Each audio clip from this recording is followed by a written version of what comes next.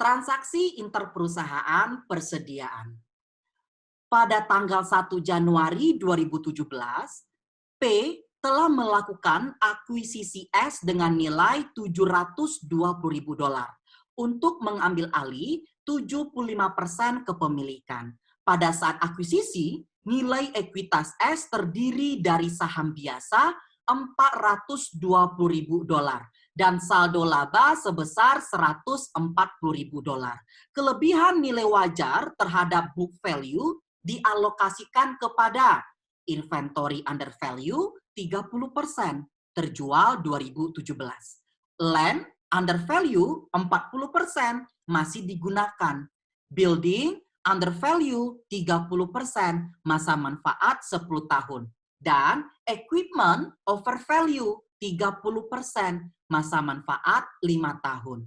Sisanya dialokasikan kepada goodwill. Pada saat akuisisi, saldo laba P adalah $280.000. Net income P, separate income before income from subsidiary, pada 2017 adalah $420.000. Dan dividennya adalah $140.000. Dividen S tahun 2017 adalah $80.000. Informasi tambahan yang dapat dijadikan pedoman penyusunan laporan konsolidasi yang berakhir 31 Desember 2018 antara lain. Informasi A, dalam penjualan S terdapat penjualan kepada P sebesar 200.000 dengan margin yang diambil oleh S sebesar 25% dari harga jual dan sampai dengan akhir tahun separuhnya terjual ke pihak ketiga.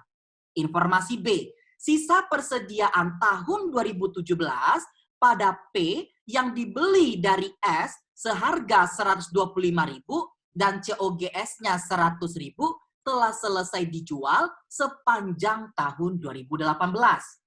Dan informasi C, pada 1 Juli 2018, S menyewa gedung milik P seharga 30.000 untuk 1 tahun. Dari informasi di atas, Anda diminta melengkapi kertas kerja terlampir dengan menggunakan metode ekuitas dan biaya, sertakan perhitungannya dan jurnal eliminasinya. Nah, ini kertas kerjanya 2018. Oke, sebelum kita bahas ya, kita analisis terlebih dahulu. Mulai mengakuisisi 1 Januari 2017. Dan kita disuruh membuat kertas kerja 2018. Berarti mengerjakan laporan keuangan konsolidasi di tahun kedua. Oke. Langkah pertama, kita mencari excess value-nya. Karena di sini nggak ada informasi NCI 25% berapa, ya, kita langsung pakai implied value.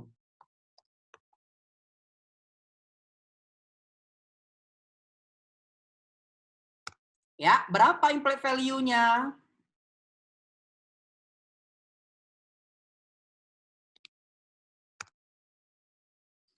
$720.000 dibagi 75%.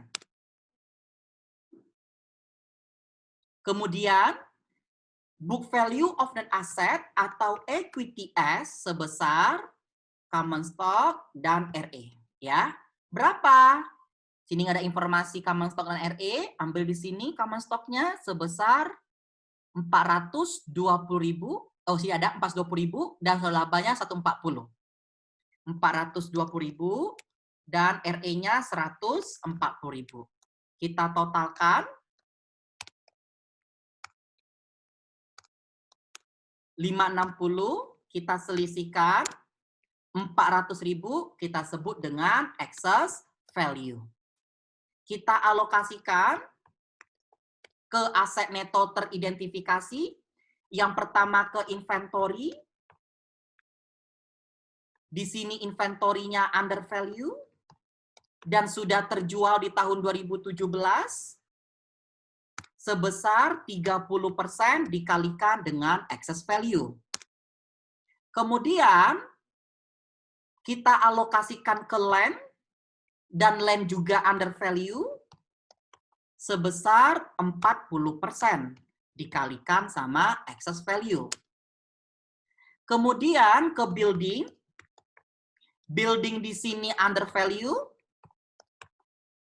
masa manfaatnya 10 tahun, ya, dialokasikan sebesar 30%, dikalikan excess value. Kemudian ke equipment, equipment over value, masa manfaatnya 5 tahun, dialokasikan 30% dikalikan dengan 400.000. Kita hitung aset neto teridentifikasi 280. Sisanya dialokasikan ke goodwill 120.000. Langkah berikutnya kita hitung berapa amortisasinya dengan cara membuat tabel amortisasi. Di sini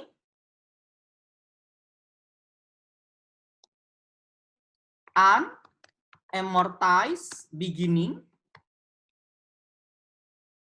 120.000, 160, buildingnya 120, equipmentnya over 120, goodwill-nya 120. Amortisasi selama tahun 2017, inventory terjual seluruhnya berarti diamortisasi seluruhnya.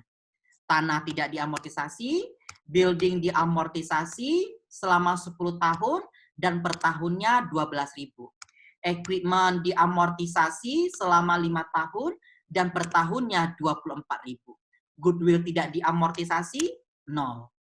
Ya. Unamortized ending 2017.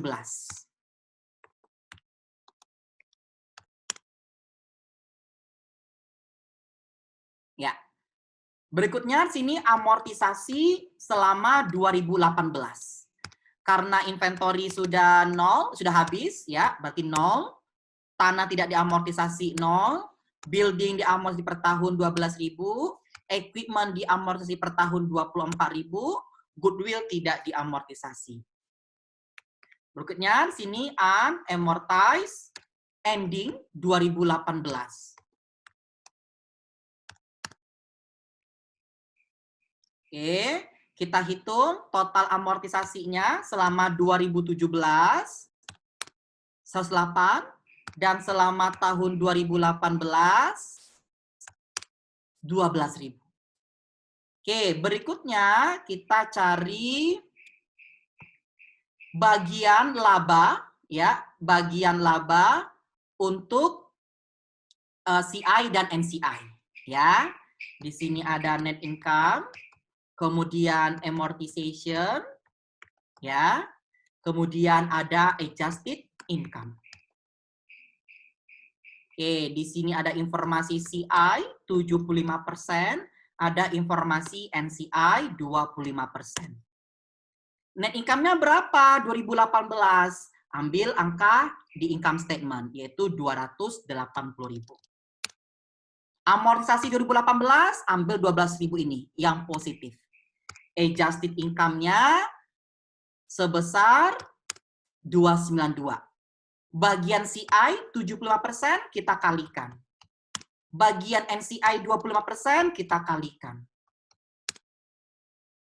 Oke, sekarang ini tahun kedua. Tahun kedua ini ada penjualan dari S ke P, berarti upstream. Ternyata oleh P masih ada sisa inventory atau kita sebut ending inventory di P sebesar setengahnya dari 200.000. Berarti di dalam ending inventory P terkandung unrealized profit sebesar 25%. Unrealized profit inventory. Oke, dari mana? Berarti ending inventory-nya 200.000, baru terjual setengahnya. Berarti endingnya 100.000. Kita mencari profit. Dikalikan dengan 25% langsung. Karena dari sales. bukan dari COGS. Karena dia unrealized, maka di sini minus, mengurangi. Karena dia upstream yang jual CS, berarti ini proporsional, ya, mempengaruhi NCI-nya. Berarti CI-nya kalikan 75%, kemudian NCI-nya dikalikan 25%. Ending inventory 2017 merupakan beginning inventory 2018. Ternyata terjual selama 2018, informasi yang B ini. Ya, kalau terjual berarti dari unrealized menjadi realized. Realized profit inventory. Berapa? Yaitu 125.000 dikurangkan 100.000. Positif karena dia realize, karena dia upstream diproporsionalkan untuk CI 75%, sedangkan untuk NCI yaitu 25%. Baru berapa income yang diakui atau income recognized.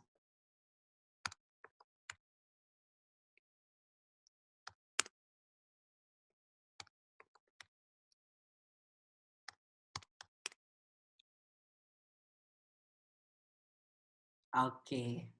Kemudian di sini ada dividen selama 2018 yaitu sebesar 70.000.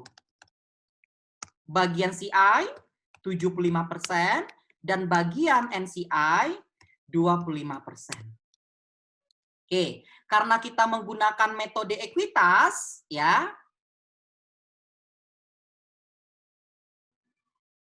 Investment in S-nya masih kosong di sini. Kita cari dulu saldo investasi akhir 2018. Dari mana? Oke, dari 2017. Berarti investment in S beginning atau 1 Januari 2017, ya kan? Tadi dia sebesar 720.000 waktu kita beli, ya. Ditambahkan sama income from S, ya, income from S selama tahun 2017. Dan kita belum tahu berapa. Kemudian dikurangkan sama dividen 2017. Nah, sini ada informasi dividen 2017. Dividen S tahun 2017 80.000. Berarti 80.000 dikalikan 75%. Ketemu investment in S 31 Desember 2017 atau 1 Januari 2018. Ditambah sama income from S, ya, atau income recognized boleh, income from S 2018. Ambil angka yang ini tadi kita hitung, 216. Dikurangkan sama dividen 2018, yaitu 52.500. Ketemu investment in S 31 Desember 2018. Kita mau cari income from S dulu. Ya.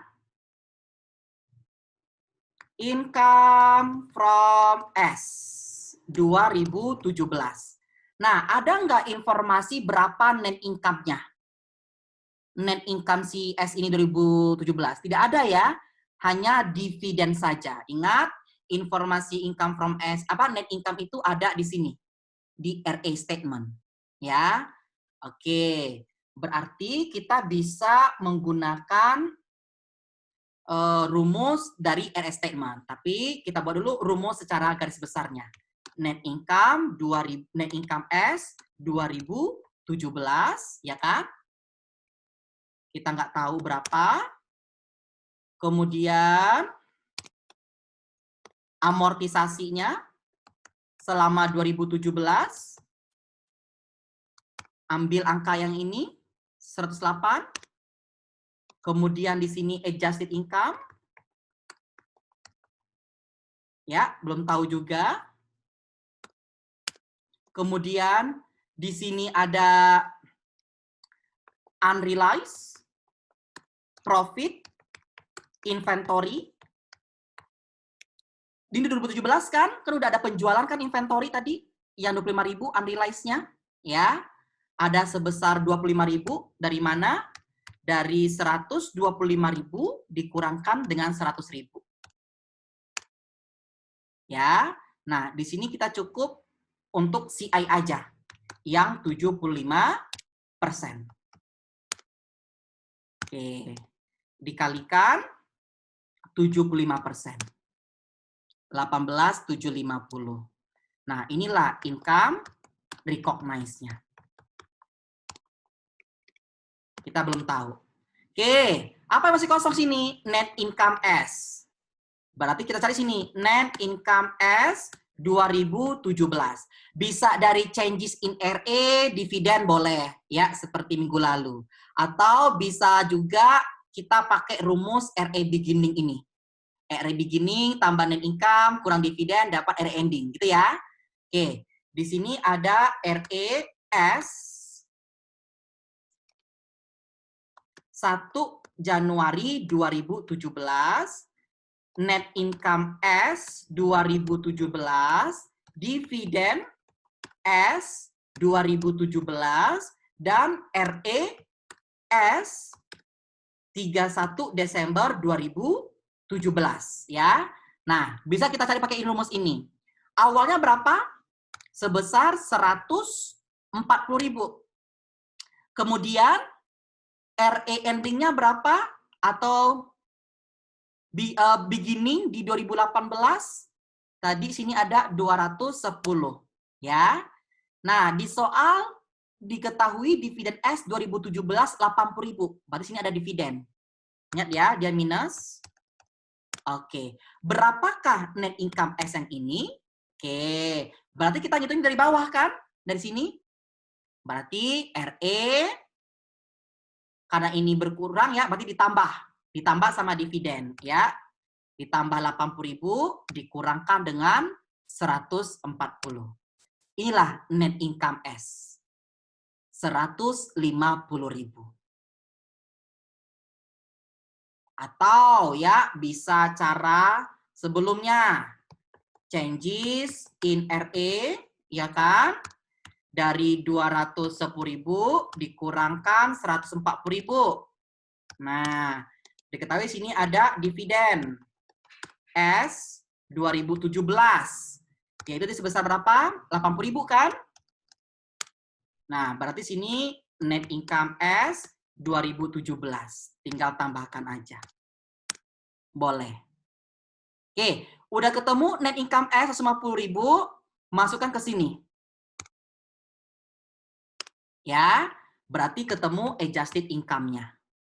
Ini masih 100%. Kalikan sama 75%. Ya, dapat income recognize-nya.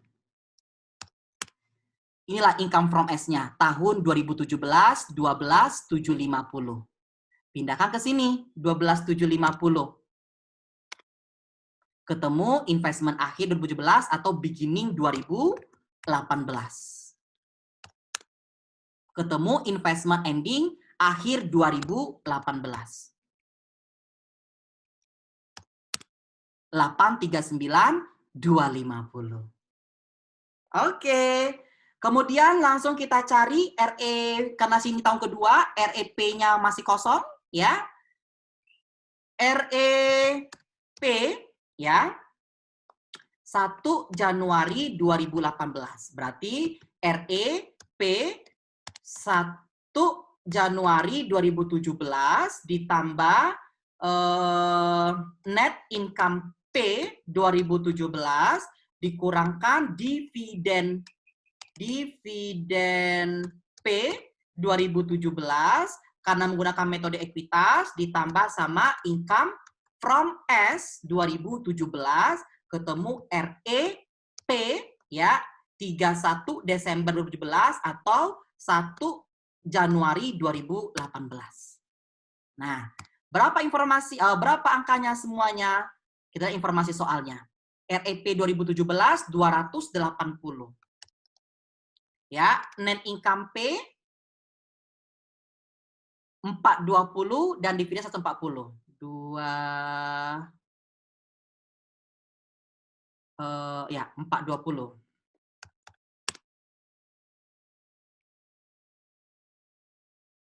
Sedangkan dividennya 140.000. Income from S 2017, ambil angka yang tadi ini. 12.750. Jadi RE beginning 2018 untuk si P sebesar 572.750. Nah, ini perhitungannya. Sekarang kita masuk ke adjustment dan elimination.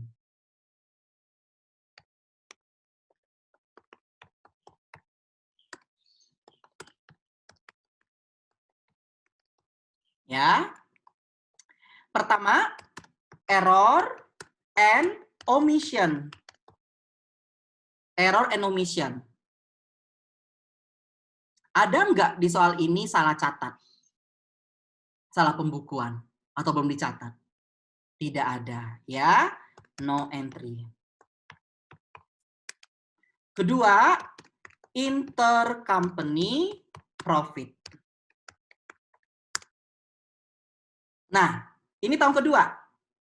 Kita mengeliminasi penjualan dan pembelian di tahun kedua, ya. Transaksi jual beli inventory tadi. Berarti debitnya sales, kreditnya COGS. Sebesar berapa di harga jualnya? Yaitu sebesar 200.000. Kemudian berikutnya eliminasi unrealized profit, ya. Kita eliminasi unrealized profit di tahun kedua. Jurnalnya COGS pada inventory. Berapa? Nah, ambil angka tadi yang ini. 25.000 ini unrealized profit-nya. Kemudian realized profit, ya. Karena kita menggunakan metode ekuitas, ya. Ending inventory tahun sebelumnya belum terjual, terjual di tahun sekarang. Ya, udah terjual berarti dia realize. Karena kita menggunakan ekuitas, kita debitkan investment in S, karena dia upstream, muncul sini NCI equity dan kreditnya COGS, ya. COGS-nya ambil angka 25.000 yang realize. Oke. Untuk investment-nya kalikan sebesar 75%. Untuk NCI equity-nya dikalikan sebesar 25%. Itu jurnal nomor 2. Nomor 3, income from S and dividend S. Ya. Debit income from S, kredit dividen, kredit investment in S. Berapa income from S-nya di 2018? Ambil angka income recognized 219. Dividennya 52.500. Investment-nya tinggal diselisihkan saja. Keempat, ya, NCI share. Debit NCI expense, ya. Kredit dividen, kredit NCI equity. Nah, NCI expense berarti 73.000. Dividennya 17.500, NCI equity-nya berarti selisihnya. Kelima, berarti investment in S and equity S. Common stock, RE. Nah, untuk alokasinya perhatikan. Ini di tahun kedua, ya. Berarti kita tidak memakai informasi yang ini. Kita pakai informasi unamortized yang ini. Ya, unamortized beginning di 2018. Inventory kan sini sudah 0 ya, berarti nggak perlu sini inventory. Langsung sini tanah, land, terus building, kemudian goodwill, Kemudian di sini overvalue equipment. Ya. Kemudian investment in S and NCI equity S. Common stock-nya 420. Nah, untuk RE-nya bukan 140 ya, karena ini beginning 2017. Kita ambil beginning 2018, yaitu tadi 210.000. Land-nya tetap sebesar 160. Building-nya bukan 120, tapi kan ini sudah diamor kan, 1 tahun 12.000, berarti kita ambil 108. Ya, goodwill-nya 120, dan equipment-nya bukan 120, tapi 96. Oke, investment in S-nya berapa?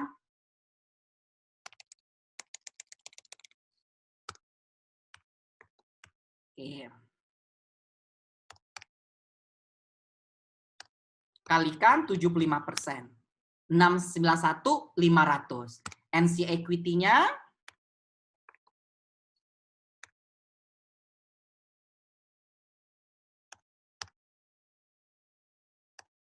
kalikan 25%. Ya, 230, 500. Yang keenam, ya, yaitu amortization. Ya, berarti kita perhatikan, cuma 2 ini aja. Building under, berarti depreciation expense of building, ya, pada building sebesar 12.000.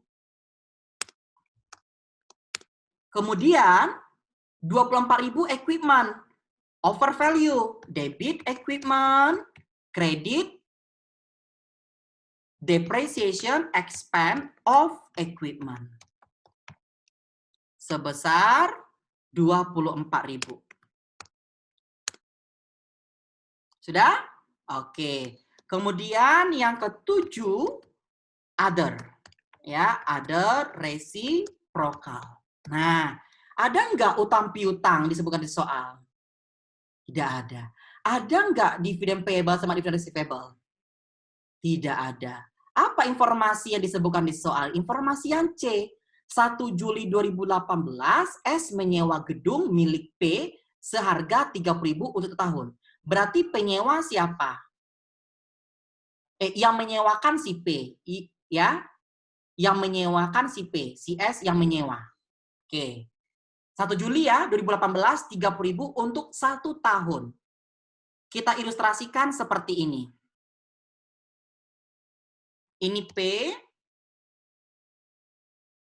ini S. Di bukunya si P ketika dia menyewakan, ya, ketika dia menyewakan ke S, berarti dapat uang dong, ya. Debitnya kas, kreditnya unearned rent. Sebesar berapa? Yaitu 30.000.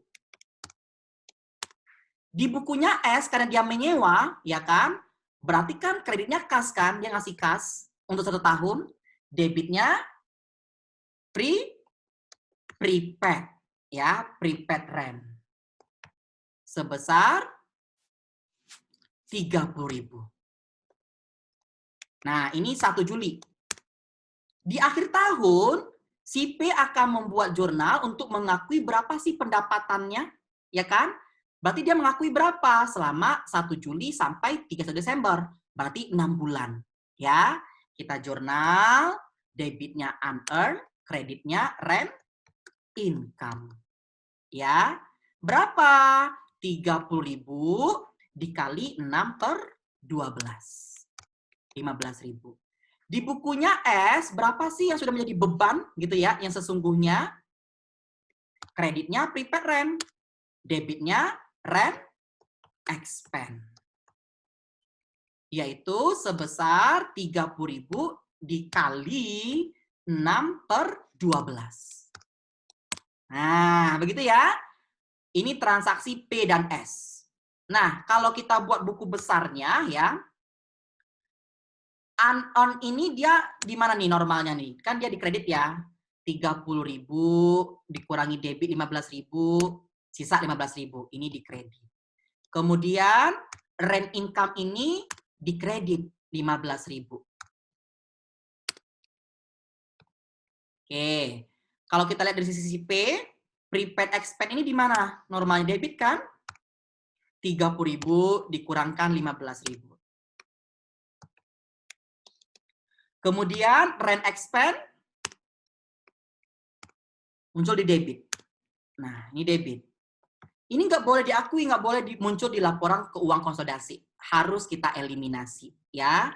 Di kertas kerja konsolidasi berarti unearned rent yang kredit menjadi debit. Prepaid rent yang debit menjadi kredit sebesar 15.000. Sedangkan rent income yang kredit menjadi debit. Rent expense yang debit menjadi kredit, ya, sebesar 15.000. Nah, inilah jurnalnya, ya. Unearned rent pada prepaid rent 15.000, rent income pada rent expense 15.000. Kita pindahkan ke sini.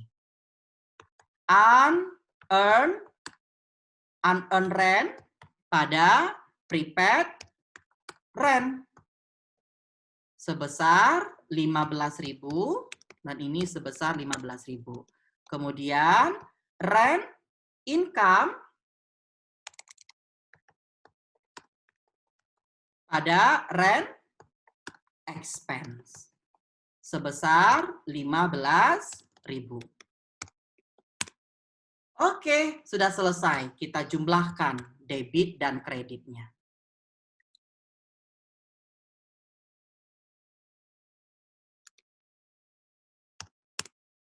Satu, 626. Ya, pindahkan ke kertas kerja. Isi dulu ini karena menggunakan metode ekuitas. Sini income from S sebesar 219, ya. Ya. Nah, setelah perhitungan dan jurnal, kita masukkan ke kertas kerja konsolidasi, ya. Yang pertama, error and omission tidak ada. Yang kedua, intercompany profit, ya. Berarti di sini sales-nya 200.000, kemudian COGS-nya 200.000, COGS 25.000 debit, dan inventory kredit 25.000. Dan investment in S 18.750, ya. Kemudian NCI equity 6250 beginning 6250, kemudian COGS di kredit 25.000. Nah, tambah sini aja ya.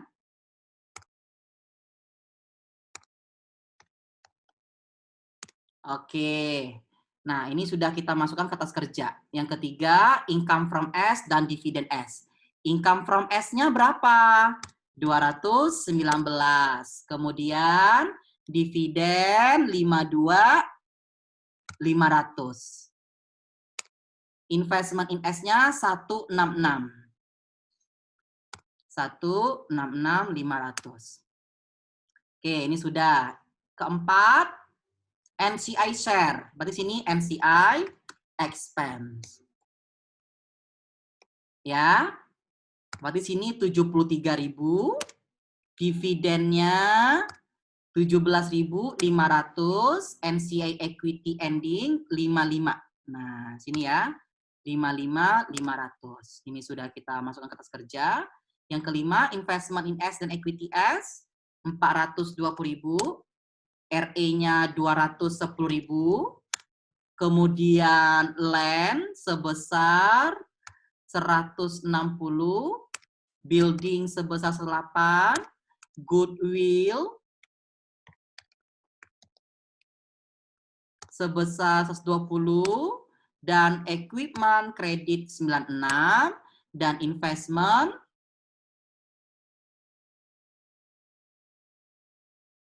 di kredit sebesar 691.500. Sorry, ini tadi debit ya.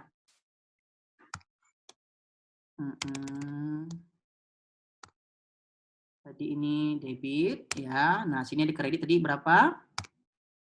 691.500. Nah, kemudian amortisasinya depresi expense of building 12.000. 12.000 pada building 12.000. Oke, kemudian equipment 24.000 pada depreciation expense of equipment 24.000. Kemudian nomor 7 ada reciprocal unearned, berarti utang ya, unearned. Debit 15.000, prepaid berarti dia aset 15.000 ya. Rent income, rent expense berarti di income statement 15.000. Kemudian rent expense 15.000. Kita kalkulasikan.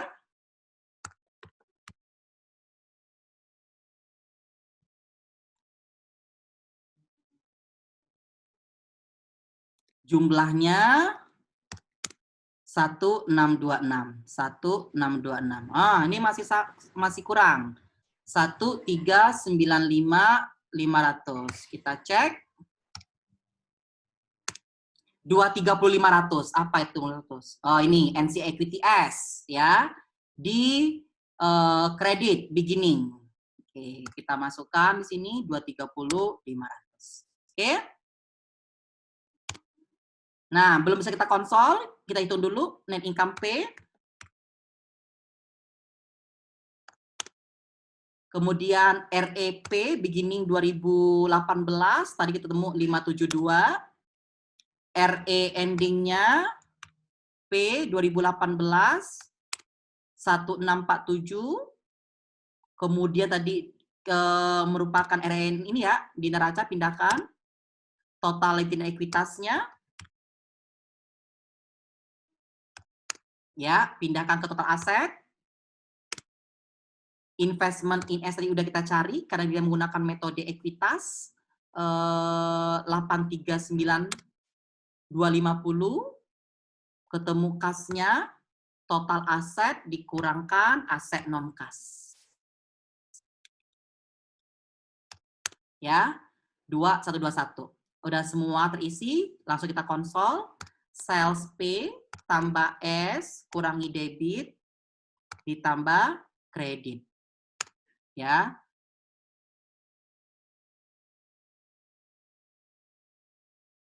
Pastikan income from S-nya harus 0. Nah, ini belum 0.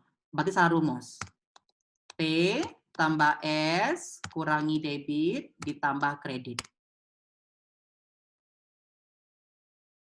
Ya, udah 0 ya income from S-nya.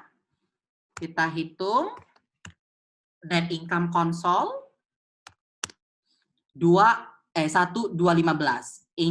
Net income P harus sama dengan net income konsol. RE beginning-nya 2010 habis ya, sisa 572. Net income-nya ambil 1215, RE-nya dividennya 70 habis ya. Yang ini 0. Sisa yang 140, RE ending-nya ambil angka yang dihitung 1647. RE beginning P harus sama RE beginning konsol. RE ending P harus sama dengan RE ending konsol. Bagian neraca P tambah S tambah debit kurangi kredit. Pastikan income from S-nya sudah investment in S-nya 0, 166, 166, 0 ya. Oke, total asetnya 8020. Sekarang bagian kredit. P tambah S kurangi debit tambah kredit.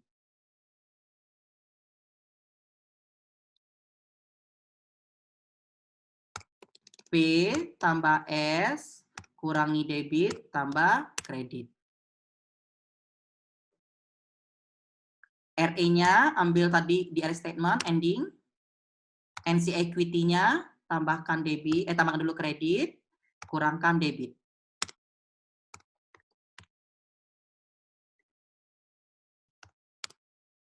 $820 total equity-nya harus sama dengan total asetnya $820. Nah, inilah menggunakan metode ekuitas. Ya. Sekarang bedanya sama biaya bagaimana? Ini bisa kita pindahkan dulu.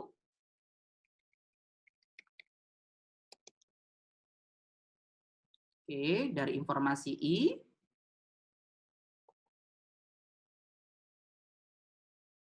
Ya. Nah, di sini kita ganti dividen income. Ya.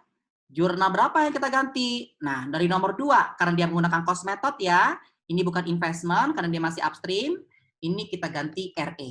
Ya, 18.750. Kemudian nomor 3.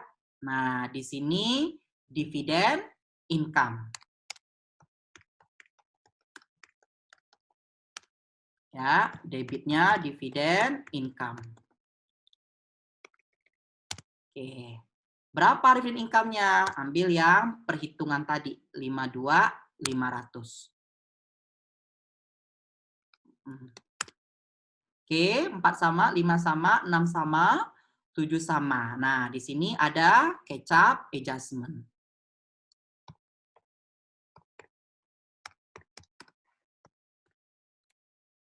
Ya, kita mulai dari perubahan RE, changes in RE, selama 2017.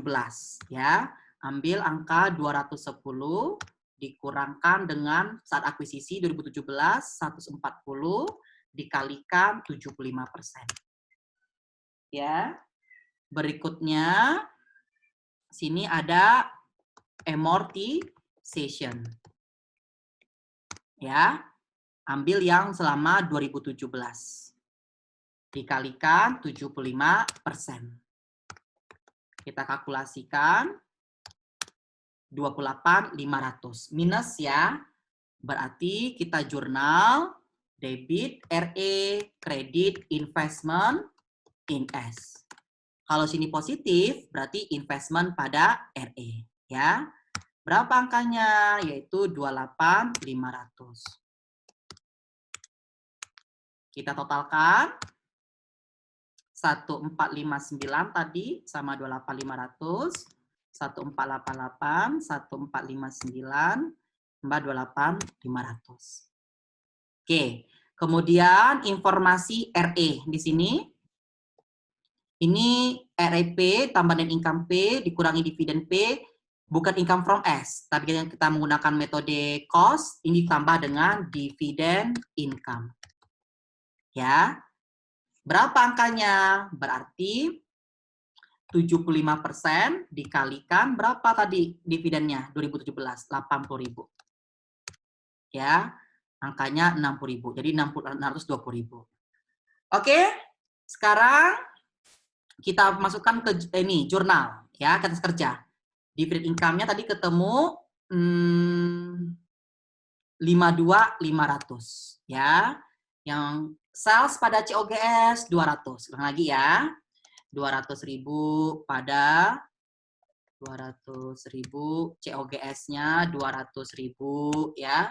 COGS 25.000 pada inventory 25.000. Oke. Terus tadi bukan investment, tapi ini RE beginning. Masukkan di sini RE beginning. Ya, yaitu 18.750. NCI equity-nya beginning 6250. NCI equity beginning, NCI equity ending. Ya, tadi beginning sebesar 6250 pada COGS 25.000 kredit.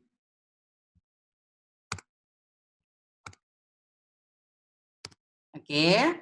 Ketiga, dividen income 52.500 pada dividen kredit ya 52.500. Kemudian NCI expense ya sebesar 73 pada dividen 17.500 dan NCI equity 55.500. Ending 55.500. 5, investment S dan equity S 420.000 ya. Kemudian RE-nya 210.000.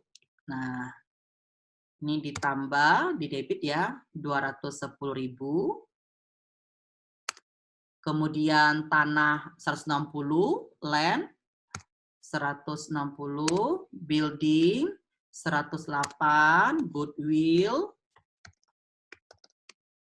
ya 120 dan equipment 96, investment in S 691 dan NCI equity 230 500 beginning.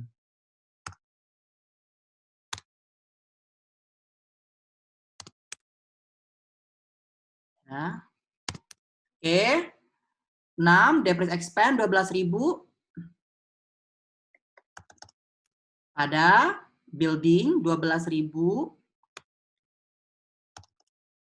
equipment 24.000 pada depreciation expense 24.000. Ketujuh, ada reciprocal unearned rent 15.000 pada prepaid rent 15.000, rent income 15.000 pada rent expense 15.000. Kita totalkan. Kecap RE 28.500 debit ya 28.500 dan investment in S di kredit. Ini apa ini? Nah,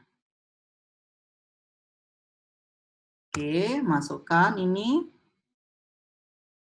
28.500 kredit ya. Kita totalkan.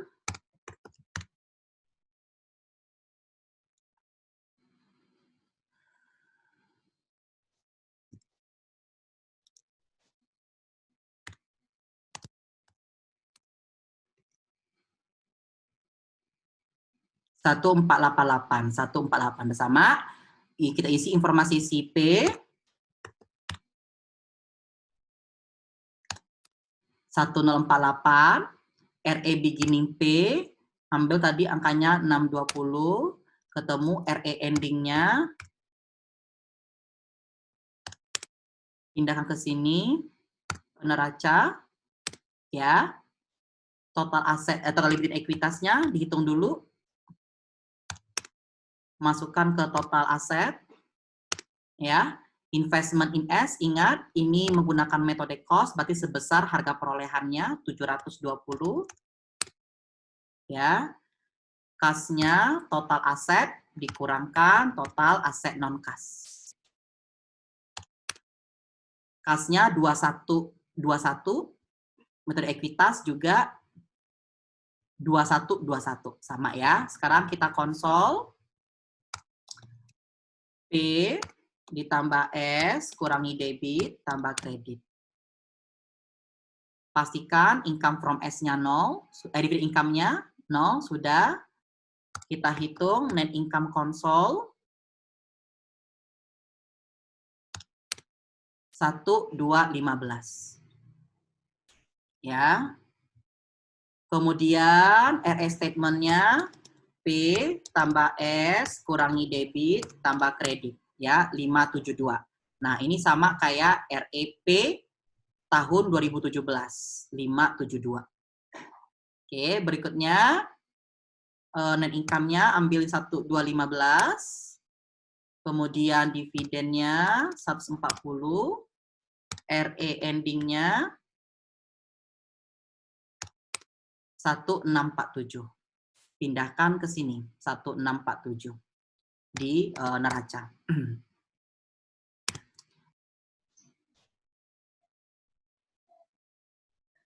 Oke.